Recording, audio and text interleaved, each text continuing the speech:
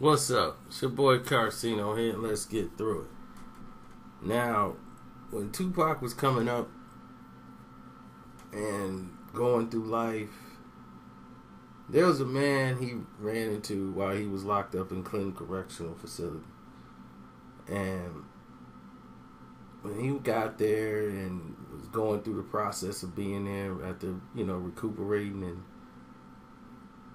going through the med bay, he befriended a guy who was a Cuban, who was, there for whatever reason that happened.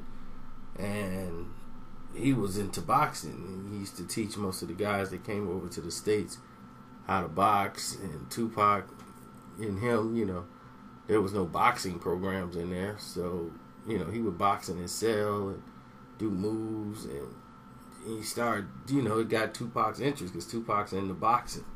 So these two started talking about actual boxing matches and like, oh man, boxing and doing these moves and Tyson and all this stuff. So through Malika, they were able to keep in contact, and he started talking about his sister, how the government and all this stuff. So when he was hearing this guy giving him information and telling him about how the government works with Cuba and all these other different things, they made like a great bond between the two.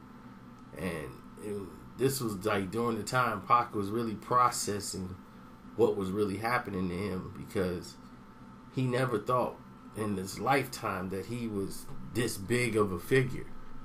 Like, he couldn't believe what all the things, like, how your parents tell you stuff when you're growing up and you just blow it off like, whatever, mom, and you just blow off and do your own thing.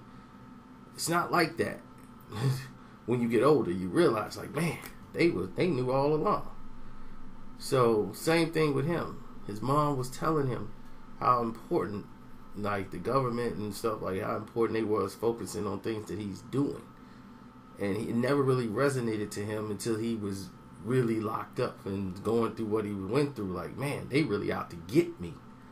Like, I'm not even trying to be that guy that they want. They think that I'm trying to be. I'm just trying to live my life and do me. But now they thinking like I'm this political figure. So now I got to strategize how I'm going to turn that around in my advantage. But his physical training, conditioning, and all the stuff that the Cuban guy was teaching him, Tupac knew, and he was doing that while he was in prison. It was keeping his body physically and mentally strong. So when you saw him come out, he was more militant, more physically fit, but he could box.